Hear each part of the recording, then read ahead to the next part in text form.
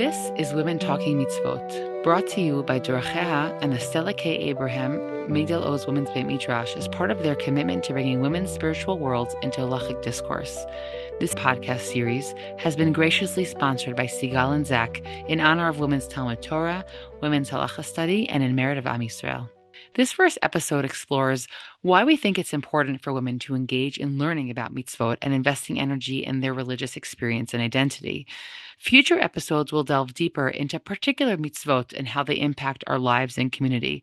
But for this episode and the next, we wanted to take the time to speak more broadly about trends in women's religious lives and how we would like to see them develop. Hi, I'm Yosefa. And I'm Shana. And we've started this new podcast to explore both the text and the lived experiences of women keeping mitzvot. Dracheha is an initiative of Yeshivat Har Etzion in partnership with the Israel Kuczynski Virtual Beit Midrash and the Stella K. Abraham Beit Midrash for Women at Migdal Oz.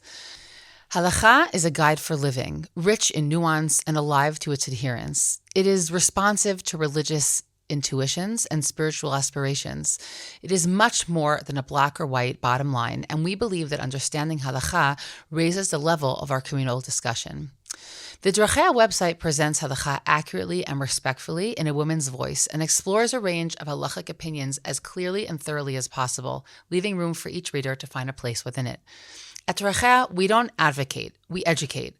We are passionate about informing you about halacha without telling you what to think. This podcast is an outgrowth of the rich materials you can find on the website, which you can also hear as an audio lesson on all podcast platforms called Kol Drachea. Our bi-monthly conversations combine discussion of the relevant source material on the topic with candid conversations about current patterns of observance and what we see working and working less in real time, and the developments of women's mitzvah observance.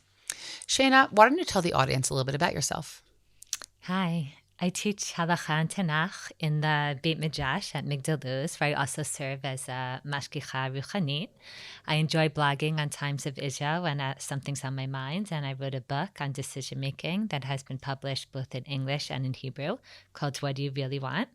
I'm a Nishmat certified Yoetzet Halacha, and I have the opportunity to teach brides and couples before their weddings. And I also have the major zchut of being a contributing editor for the website Dracheha, the website behind this podcast.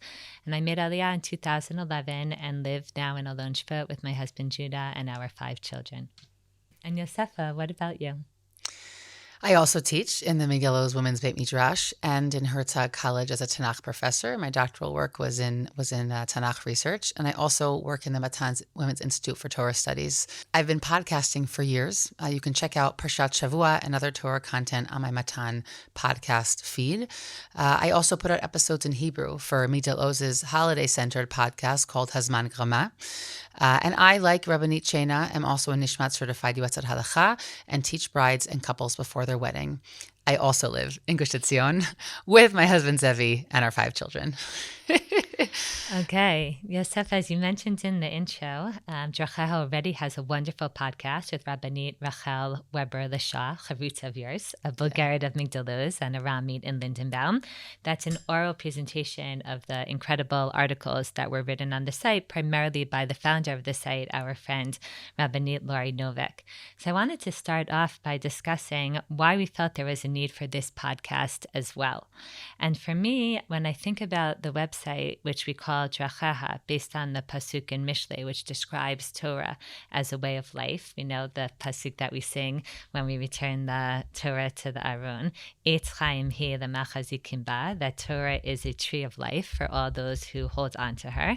And the pasuk continues, Dracheha Darchei Noam, that the ways of Torah are ways that are pleasant. And it's written in the feminine, Dracheha, her ways. And it's talking about Torah. Her ways are pleasant, but also the ways of women who adhere to that Torah are meant to be pleasant. And I think, therefore, that the goal of this podcast is to go beyond just the teaching of the sources on any given topic and talk about what are the ways that women actually think about, navigate, and engage with halacha. What's it like to live these halachot? What questions do they raise? What feelings do they evoke? What is the lived experience? And I know that Lori Novik recently shared that when she started Dracheha, Rav Bick, who is the wonderful halacha editor-in-chief of the Seid and Aram in Yeshivat Har Tzion, said that he envisions this website being a bridge between life in and out of the Beit Midrash. And when I think about what we're trying to do here, both you and I teach in the Beit Midrash and other places, and you know that after that like really good class, a student will come over to you afterwards and like say, but what about this? And what do you think about that? Or this didn't resonate, or that's bothering me. And then you end up having that follow-up conversation that you kind of wish everybody heard and was part of the class. I hope that this podcast is an opportunity to invite our listeners into that conversation between us and discuss the impact of these topics on our lives and how we approach them from an honest and authentic place. I'm curious for you, knowing how busy your life is right now and the different balances of work and family, how come, in addition to the other amazing podcasts that you already do for Matan, this was something that you felt passionate about? First, maybe I'll just say something about the medium, Shana. I really, really believe in this medium. I think that the medium of podcasting is conversational in a way that, hierarchy is a bit weakened in our world today and also in our religious world. And I don't think that has to be necessarily a negative thing, meaning this format of speaking Torah it's kind of like a chavruta in my heart that we're going to share with other people. And I think that there's something really powerful about hearing two people who in some spaces and on some stages are very put together and have their sentence that they want to say or their final point. But here we're going to be thinking about these ideas together. And there's something about the fact that it's not a fully baked cake that I actually really appreciate that. I sometimes even like it better because I like the ability to be able to retract, to think about that and say, you know what, I think that's a powerful idea, but I'm not actually sure that I am 100% behind it. So there's something, to me, very humble about the medium of conversation. Totally. It also is a way of having a charuta permanently. Yeah, so it's a fun medium for me. It's humbling. It's also terrifying for me and vulnerable. You know me. I like to you prepare. Like baked cakes. You like baked cakes. I like to prepare and put a lot of effort into thinking things through, but there is something appealing to me about engaging in these conversations and talking mitzvot with you that is exciting to see where this takes us. I think also another reason why I really jumped on this project, even though, I'm slightly overwhelmed at the current moment, is because I believe specifically in this topic, meaning it's not just at the medium, but that this topic, we are the product. You and I are the product of so much change that has overtaken the world and the religious world as a clear byproduct of that. And our students and their children and daughters are still going to be the product of a tremendous amount of change. And I think that there's something really important about taking stock about where we are, what's working, how much are the things we're going to speak about. We're going to be very candid about how much this represents a broad swath of the religious world, meaning we have a very clear sense of where we stand and how much these ideas are representative or not representative. And I think that being honest and taking stock of all of that is also really important, particularly because there's just been so many decades of a tremendous amount of change that I am so grateful for. I'm so grateful to be a product of that, to have grown up in a world where Torah learning for women wasn't obvious. But I think that there's something really important about even just having a self-aware conversation about it that's not critical, it's explorative. We're trying to figure out where we're going, what's working, what are things. I think that many movements in the world are kind of doing this kind of self-assessment. And I think that that's taking stock of where we are. And so this particular topic, I think, is important. And I think also because we're involved in a moment of tremendous change, by moment I mean decades. I don't actually mean a moment. But I think that many women, even without knowing, are sort of putting back together a lot of pieces that have kind of been unraveled in the decades before us. And I think that in and of itself, just adding a little bit of self-awareness is also something that could be very beneficial in helping us also make choices judiciously about where we want to go forward in the future. Absolutely. Definitely it gives context and a deeper understanding. I think often about the fact that as religious Jews, the 613 mitzvot of the Torah and all of the accompanying mitzvot Rabbanan, which are really like the bread and butter of our day-to-day life, they dictate how we live basically in every single moment, from when we get up and when we get dressed till we go to sleep, how we eat, how we function, how we conduct ourselves at work, how we engage in relationships and in intimacy. And it takes a lot, to be committed to something that has so much influence over every aspect of our lives. It's hard to just be faithful, blind adherents to this system of halakha without really understanding it. And I think in the times that we live in, people like to understand things. They like to have a sense of how things work. Everybody could go on to Google and type in, I have this system, this symptom, what's going on? And, you could be your own doctor, so to speak. But it's not only from the intellectual standpoint of curiosity and wanting genuine understanding, and sometimes, unfortunately, also from that more cynical, like less trusting place, the place of like, I'm not going to buy into something if it doesn't make sense to me. I'm not going to.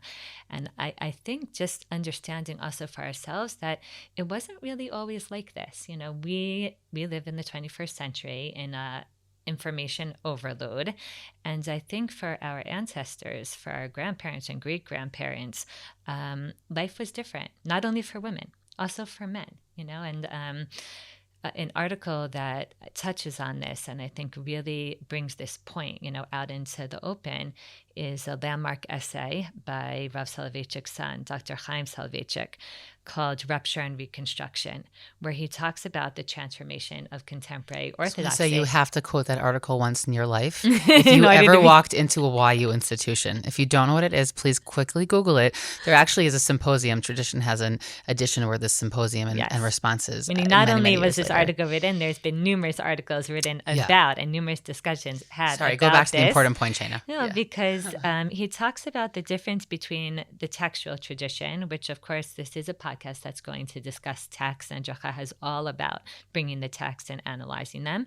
The difference between that and the mimetic tradition, the tradition that was learned just through imitation, through observing your mother in the kitchen, through watching how your father,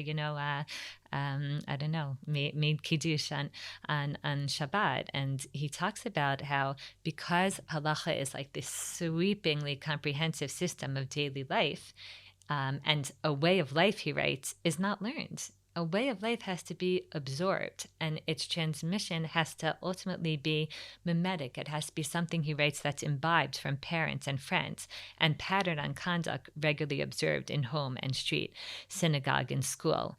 And we know that our community, for sure, the Ashkenazi community, through the Holocaust, but I think also the Sephardi communities through the upheaval and the movement that the immigration that a lot of the communities underwent, that system of like just observing customs and observing like what was just like the natural way of Jewish life, it's affected the ability for us to really, really, really sometimes connect. Because when you read a source, or even you open up a fantastic website like Dracheha, it's still reading something, on the paper.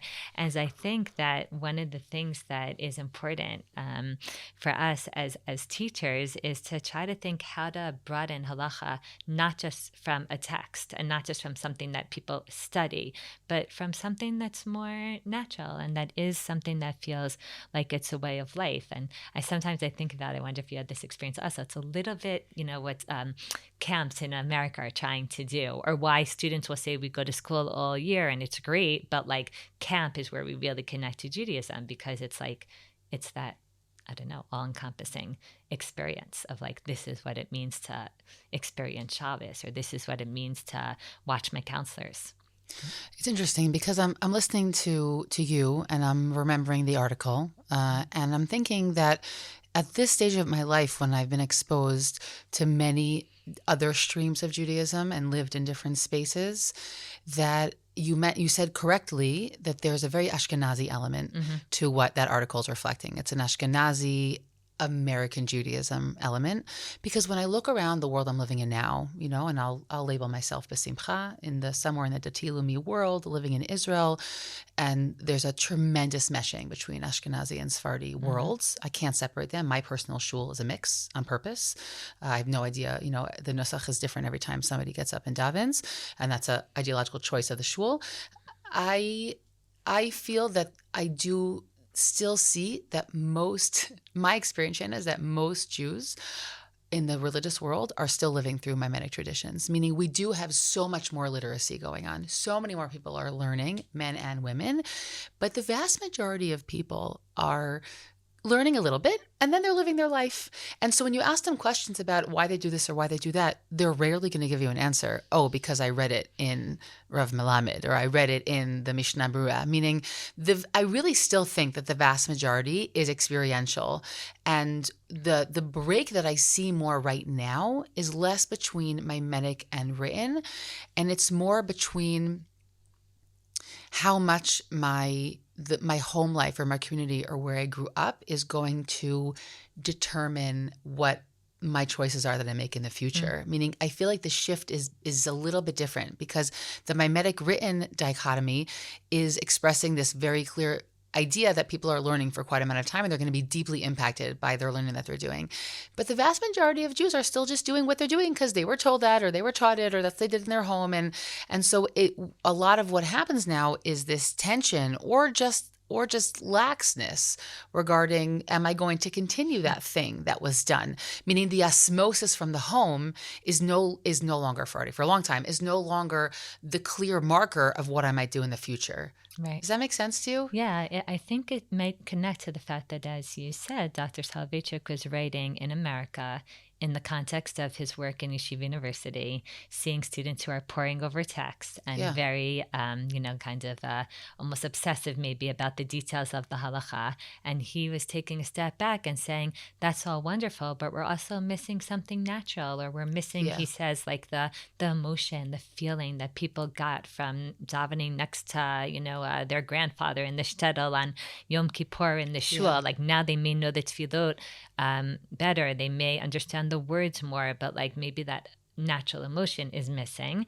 And you're saying, okay, but we're not talking from within the Beis Medrash of YU. We're talking from kind of like the lived experience of the communities that we see around us.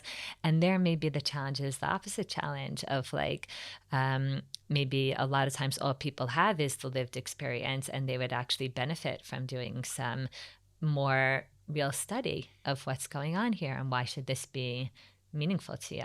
Also because the lived experience, I'm going to use a dirty word of obligation, but the lived experience doesn't always convey that anchor of obligation in the way that one can get when they read a text.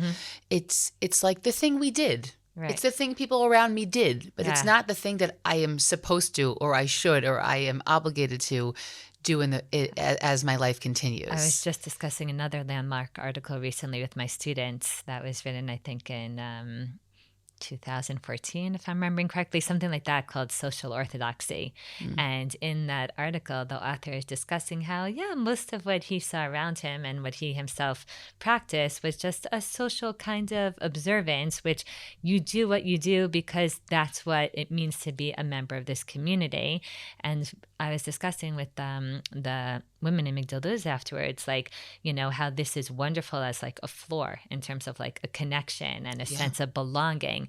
But there's some major things lacking here, not only a relationship with God, but also exactly what you just said, that sense of commandedness, that sense of like, but what if I don't connect right now? Or what if the community isn't asking this from me, but this is what it means to be committed. This is what it means to be obligated. This is what it means to be commanded. So I want to just make it even more complicated and say, because I think social orthodoxy has a tremendous role to play. I know some great people who are in the community still because of it. Absolutely. But I think what's fascinating, if I could just bring in the Israeli piece for one moment, is that in particular, again, swaths, we never pretend to represent everything and everybody, but in particular subsets of the religious world in Israel, you have an even crazier mix today, which is the mix of, I grew up in a great, really, really flourishing religious, youth, and I grew up living in a place where I could feel really confident that a lot of the roots are going to remain there no matter what personal choices I make. And I even really deeply believe in God. Mm-hmm. But I'm not necessarily going to choose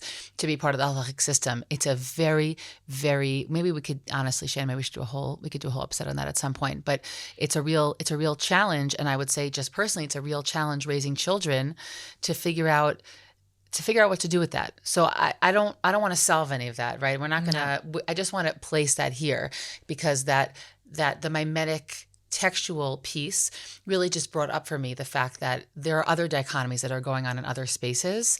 And I think that they're also really important to keep in the back of our minds. We know that they exist. And I think they touch on these, meaning they're all interconnected. Yeah. They're not totally separate. I think obviously, students often laugh about, you're just going to say we need a balance in the end. I'm like, great, we do. Most of life, we need balances. I quote you now. Instead of saying that, I say, I'm going to quote Rabbanit Shena and say that it's either complicated or needs a balance. Yeah, but I do feel like we need a mix. We need that lived experience, and we also need the text-based learning. At least I feel strongly that it is so helpful to have more understanding in an age where, again, like even the Mishnah Brura says in his introduction that Ein hadin yachol lityashev hitev b'dad ha'adam kol zman she'ein yod'o b'tamo v'nimuko. That a lot of times people feel that something doesn't sit well with them if they don't really understand the logical grounds and the reasoning behind it. And I think that now that sometimes we give less weight to the informal methods through which women typically learn halacha because maybe they're not at home in the kitchen with their mother, and like it just that's not the life that we live. This argument takes on even more like urgency in the sense of like, if yes, as you said, the lived experience is still very, very strong, but not necessarily the halachic obligatory part of it, or this is how we prepare something, this is how we keep Shabbat. And therefore it's so important that all of us, men and women, like are given the tools to engage in a real way. I'll add also this idea that my husband, I remember years ago, he shared with me, maybe he got it from his brother, I don't know, about what it means to be a professional Jew. And he said, like, the same way that any professional in the field that they're in needs to really be able to be conversant in the language and in the literature of their field, right? So for my husband, who's a doctor, it means understanding that medical jargon, which I could tell you, Yosefa, we got the New England Journal of Medicine, comes to my house every week in Israel. It's all in English, but I literally can only understand one article in the entire magazine called the Perspectives article that's written for lay people. Because everything else, even though you're reading English, you're like, what are they talking about? It's so full with just the medical terms that it's very, very hard to follow. Or the same way that a lawyer has to really understand the Constitution or case law. I think that if we want people to be, so to speak, professional Jews, in the sense that we want them to feel like they're insiders and that this is theirs and they're fluent in this area because it is their lives at the end of the day. So it means that we have to some degree, not everyone has to be, the same level of fluent, but at least have the basic ability to feel comfortable with our texts, with our primary sources, obviously starting from the Chumash and the Tanakh, but going on to other areas of study like Mishnah and Gemara and like, halachic sources and Poskim.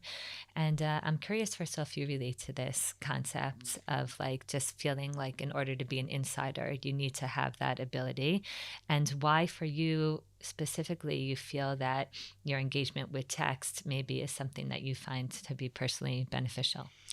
I think it's important to separate those two because if I only speak for myself, then I would say, like you, I'm a person who loves text. I love absorbing knowledge through the written word. Okay. And I'm a deep believer in literacy. But I also recognize that there are people for whom it is not a channel through which they absorb well. It's a big challenge for them, which if I just go back for a moment to be self-reflective about what we're doing, it's why I love what we're doing right now. Because for people who maybe they love text, or maybe it's really not so accessible for them, and then they can listen to something like this or the audio listens of the Drachea podcast. I think that is such a powerful medium in addition for the many people out there who either have lost their attention span for reading or who never were able to really access it to begin with. Engaging with text doesn't have to mean that you Reading are the it. one who Exactly. opens the book and reads it. That's Exactly. a really important point. But I do think that there are a few things here. Some of them are for all Jews, and some of them I think are even more important for women. I think that for everybody, we simply raise the bar on what we're actually talking about when we actually know a little bit what we're talking about.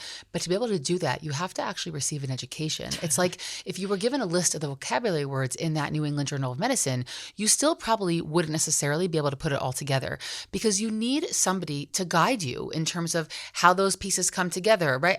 There's more. It's more than just a vocabulary list. When literacy is about an approach to learning something, especially in Jewish text. If you just read things, we often come to a very, very wrong conclusion, which is why people spend years studying. This is why they get a derech halimud, they get a way of accessing texts. And so I think that that's important for everybody. It can often prevent people from making very big mistakes in halakha, which we both know many examples of that in the worlds we function in, especially in our halachic lives, and helping others, women, couples. There are a lot of times there are mistakes that are made because of a lack of literacy and a lack of knowledge, and that's a loss. I also think that the conversation at home can be raised much more. I think that people are then not as fearful of doing homework with their children, or forget the homework, just learning with them in a very free flowing kind of way. And if I am just honest also about the women piece, again, there are many men and women who all could benefit, I think, from a bit more study or exposure. But I do think that, especially when it comes to women and their learning, there is still a gap between the two different worlds. Again, it looks very different in different spaces. And I think that women studying is still especially an imperative, because we really still have a gap that exists there. While there are some gaps that I'm sure we'll talk about throughout our episodes that I don't think are a problem, and I'm not looking to do copy paste, in this particular one, I would like to see the gap closed. For sure, in the sense of women being able to contribute more in the community and to teach more, or to be active participants in the conversation of how the shul should look, or how different events should be run. I also want to add one other thing that for me is very, very important, and that I definitely experience in my work as a yoetz halacha, or in teaching young people halacha, which is that I really feel like a more sophisticated understanding and appreciation of the halachic system. Again, even if it's not that through you directly engaging, but through you hearing about the halakha, understanding the system more, often really helps people develop a deeper respect for the halachic system. It doesn't feel as random anymore. It doesn't feel like, oh, how come sometimes the rabbis are like that and sometimes like that? How come sometimes he tells me that, I have to throw out the thing that I just made, and sometimes he says it's fine? Is it just because of the mood that he's in, or how compassionate or sensitive he's feeling that day? I think it enables us to understand when exceptions could be made, when we're able to be lenient. And in addition, it also helps people value and appreciate and respect that there could be different opinions and approaches, as opposed to feeling like, I don't understand why women cover their hair differently, or why tea in some homes on Shabbat is made like this and other homes like that. Or it's feeling like very, very, very, confusing or all over the place. It gives a framework, and that helps people feel grounded and helps them feel rooted, and it helps them feel like this isn't just, dependent on specific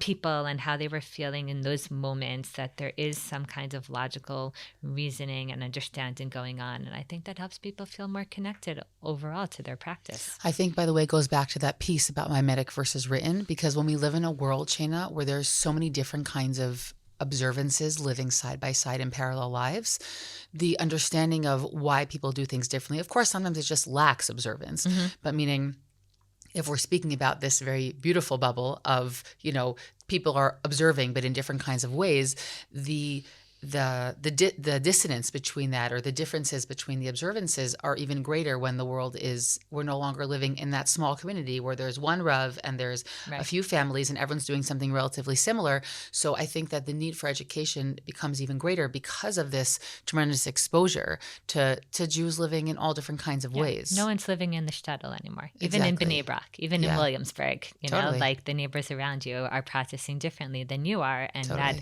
makes it all the more important why it's important to have a sense at least of some way of understanding what's going on.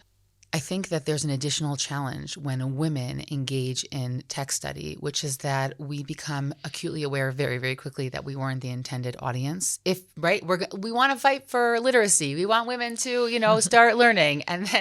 But if you're learning with your eyes open, then you are aware of the fact that this is a male-centered text, and we're being spoken about. We're a subject in the text. We're not the audience. And I'm not saying that in any sort of angry, rebellious way. It's a genuine tension that every thinking woman who opens up primary Jewish texts has to encounter. And that's one piece. But the other piece, which is not about women specifically, is that you and I both know that sometimes more learning does not necessarily lead to greater observance. Yeah. I wanted just to quote in our colleague and peer, Rabbanit Nechama Goldman Barish, a really great quote that she puts at the end of a new book she published last year called Uncovered, that has to do with women and Judaism and also other topics specifically related to couples. And she says, the buttress fortress of halacha as a monolithic institution passed down from Sinai is at times eroded when text study brings to light the spectrum of interpretation and the various external influences that infiltrates rabbinic decision-making. Often rigorous text study, especially on women's issues, but not only, can lead to disillusionment. The demystification of halachic sources unmasks the fragility of the entire construct, which at times can be shattering. For some, text study liberates, providing tools to grapple with and reconcile our tradition and lending context to the structure. That's sort of the opinion that you were just speaking of before, Shana. This, however, does not always lead to stricter devotion. Often students feel at liberty because of the learning to pick and choose what speaks to them. For others, there remains an unsettling sense of the arbitrary and meta questions of faith and belief hover implacably in the background. I see this lived out all the time in my spaces of work, in my engagement with people in the community. It's a truth that I think that what really is significant on a level of avodat Hashem, like of worship of Hashem and having a real internal dialogue with God, is that in all of this pursuit, a person still has to be making a choice that they're in, right? That they're in and that they're committed. Learning is not necessarily going to engender commitment. They don't necessarily exist on the same plane. But for those who are committed, oftentimes learning can open up new doors. And yes, they can open up other opinions. It's about the attitude with which you come to the learning. I think so. Yeah. Or that you cultivate, even with those questions. I do very much relate to what Nechama is writing about and what you're mentioning here, but I want to say that it's really true in all areas of life. Like, I would call it growing up. When you're little and you have just a simple or a simplistic sense of the world. And I'm not only talking about religion, about everything. You go to the doctor and he tells you what to do and you think he's, like all knowing. And then as you get older, you're like, wait, how come people go for second opinions? Like, it's not 100% clear. Like, not everyone reads this film the same way. Not everyone takes the results of this blood test and thinks that we should, move forward with this kind of treatment. Why do doctors have differences of opinions? And you're like, oh, because it's complex and because not everybody shares the same interpretation. And all of a sudden, your entire view, of medicine is shattered because maybe you were raised in a home where it was like science and it's black and white and everything's proven and and then you're like, oh no, what do I do in that? And you have to find yourself in this adult, more complex world. And I think the same is true in the area of halacha, that when you're little, Hashem is here, Hashem is there, and there's an Emunah Pshuta, and you're just kind of like, wow, this is wonderful, and this is my life. And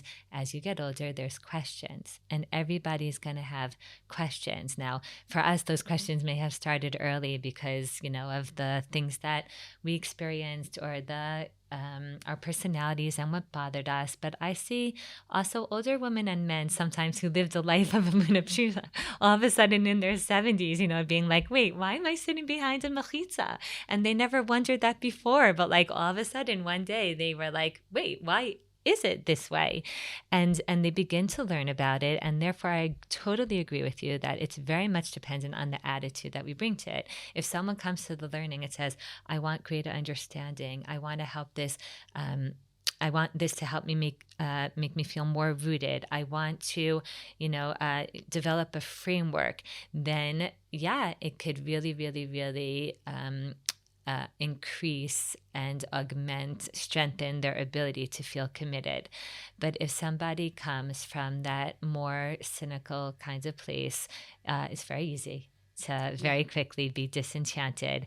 And I do just want to say this is an age-old issue. Like the Chachamim, like already Chazal in Pirkei Avot speaks several times in several Mishnayot there about how anyone who increases their Chachma has to be working doubly hard to increase their Yira, to increase their Yirat Shamayim. Or there's another Mishnah that talks about how if somebody has a lot of chachma, we could compare it to a tree that has enormous branches that are so heavy and that are so beautiful. But if the roots aren't being deepened at the same time, and the roots, it says, are our maasim. If we are increasing our knowledge, but we are not also increasing our commitment to the actions that that knowledge is supposed to bring with it, then yes, the tree becomes a tree that will not, be able to weather the winds around it. It will topple over because its roots aren't as deep. So it is something that we have to be very, very aware of, to always kind of be working in tandem. With my students in Migdalus, talk about often that this is a year where there's so much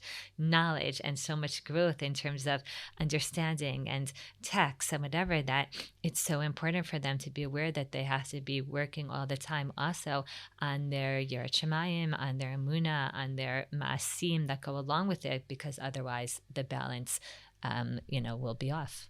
Yeah. It's actually reminded me, you're better with the stories, but I'll share one story here, which is that when I wrote my master's in commentary, in exegesis, because I didn't feel that I was ready faith-wise to delve into the pardis that is Bible research. It's a messy situation. You have to deal with criticism and things like that. And so I didn't write it. And I wasn't even sure at that point that I was going to write a doctorate.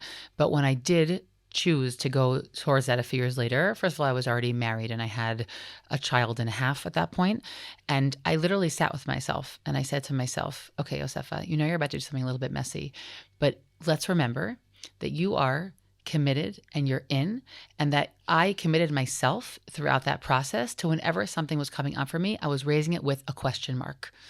I need to wait with it. I need to spend time with it. And whenever students come to me with these big questions that are like, the earthquake things, I say, first of all, can we just put a question mark at the end of that? Meaning not an exclamation point, but let's put a question mark.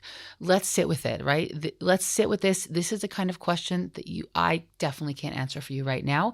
I can start to help you piece together a response, but I don't say this to them always, when they're how to hold those pieces. But for me, it was kind of like, okay, I'm committed to staying in, and all the questions that are going to be raised by this process, which I'm going into, with my eyes wide open, I have a 5-year process ahead of me. So let's see where it goes. And obviously not every question we have, we're going to wait with it for 5 years. But whenever people do approach me with questions that are kind of these big ones, I say, first of all, this is going to take time to put something together for it. And we need both the humility and let's lower the and volume. The effort. Lower the volume. As you're describing it, I'm thinking it's really not so different than marriage. It's like we enter into a brit with Hashem. We enter into a covenant in terms of our relationship to the worlds of Torah and to our observance of mitzvot. Not so different. We know it's even compared to a marriage where you make a commitment and you say, I'm here. And I'm here to stay.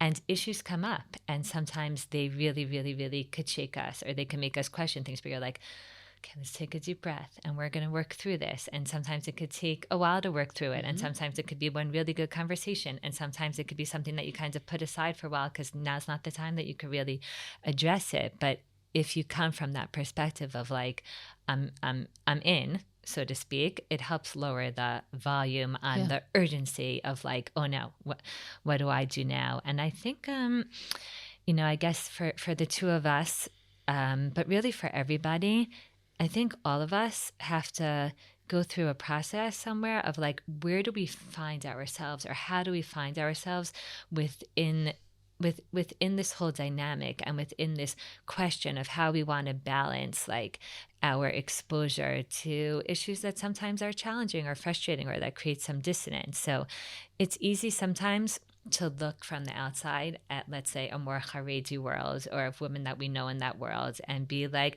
oh, they have it so much easier because, let's say, maybe they don't go to shul as much. So the questions of ritual and their place in that aren't as boer, it's not as burning inside of them or whatever. And there's less tension there. But they have other tensions in terms of like work-life balance and, who's providing the finances in the family and things like that. And we'll look at women who are in a more liberal, open, Orthodox world, and we'll say, they have less tension because they've just chosen to kind of like embrace the frustrations and the challenges, and they're not necessarily saying, oh, I'm in this, and like it's more open, and maybe I'll decide to make a change or something different.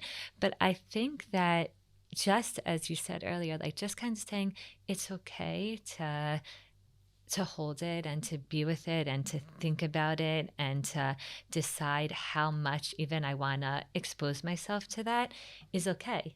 And it's also connected to personality, Like there are some people who are just like very happy. I know that I'm teaching Kalu, like especially when we start to talk about intimacy and sexuality and it's still a good few weeks or months before the wedding. And they're like, I'd rather not know right now. It's just knowing makes me nervous and I'll deal with things as I, and there's other people who are like, bring it on. I want all the information that I could get. That I do better when I know things and I understand them. And I'm like, what? I've learned over time that there really isn't one right way here.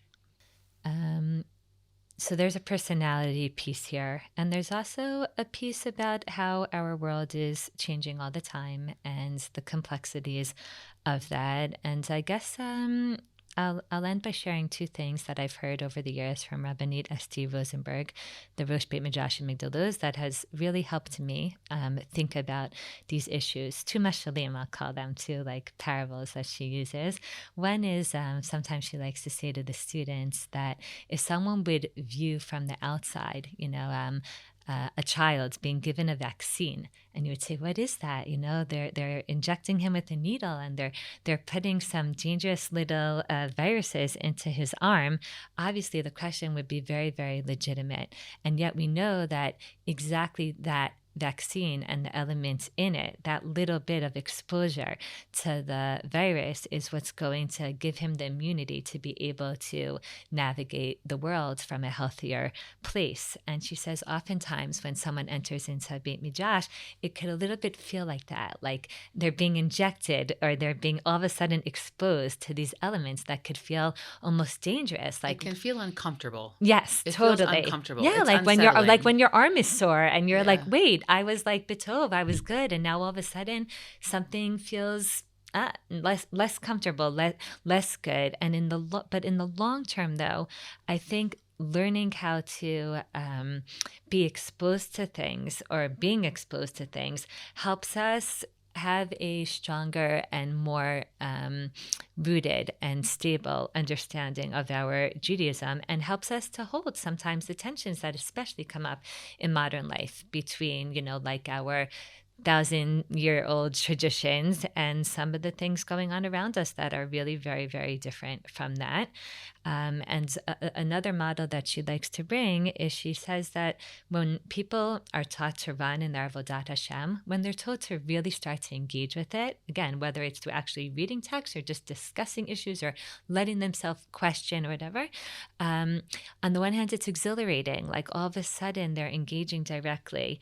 But on the other hand, especially for women, but again, not only for women, at some point they're going to hit up against, Gdarim time, whether it's fences or walls, or they're going to hit up against some kind of boundary that's like a question that can't be answered, or something that they're just not able to resolve, or something that's really a frustration that's bothering them.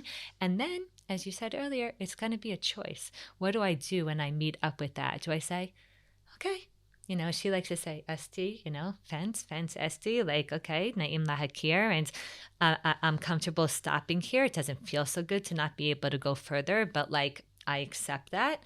Other people are going to smack up against that, and it's not going to feel good because they're going to smack into it, and it could really, really, really hurt, and it could leave them bruised. And there's some people who are going to be running so fast that they may fly over that fence or break right through it. And it's like, no, what happened? I taught you how to run, but you were also supposed to know how to brake.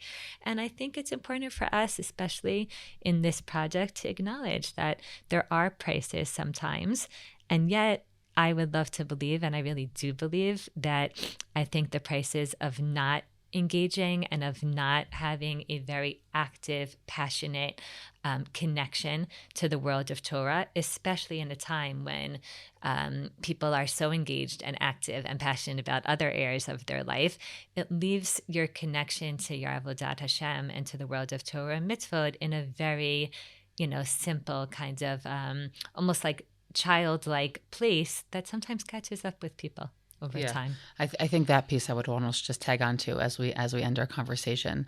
The level of research and sophistication that people, men and women, are putting into so many other areas of their life, to not at least try and match that in our religious lives, which ultimately are religious. It's the envelope. It's what is holding, right? For those of us in the religious world, it's holding up that whole system. And you can call it the root, you can call it the envelope, you can call it the padding, whatever we're calling it, that level of engagement there, it needs to be significant in whatever medium you like engaging with, because otherwise those moments, those frustrations, or I would even say so many times, Shana, I've had conversations with women who are much, much, much older, okay? And they'll say, wow, looking back at what was then, what if I had had knowledge about X, Y, or Z then? It could be about anything, a birthing experience, there's a lot more preparation today, or about ways of eating, or all different elements having to do with our life, not just religious and, I wish I would have had a Beit Midrash, about all different things. And you look back and you say, wow, if there would have been like a more knowledge or engagement, I would have gone through that very differently. And it's naive to think that it was an experience that happened and then you just walked by it. It's an experience that we have, and then it impacts our life going forward. And so I don't think that we always have to inundate and overwhelm ourselves with information, but I think that a certain amount of engagement with these topics in a serious way, which might just be just having conversation with someone who can help us and be the arbiter between, that world of halakha or Torah or whatever it is and what we're going through. I think that it's really, really significant, because in the long run, we're going to appreciate the fact that no matter what decision we came to, or no matter how we developed, that we know that there was thought that went into that process, and that we then take ownership over what happens as we go forward. It just happened, or I fell into that piece.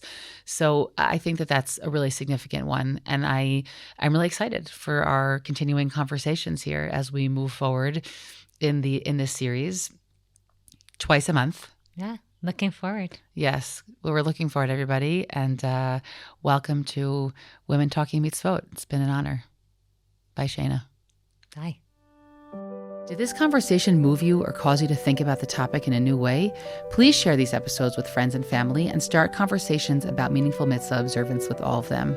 You can contact us with thoughts and questions at womentalkingmitzvot@gmail.com. That's womentalkingmitzvot@gmail.com. Looking forward to our next conversation.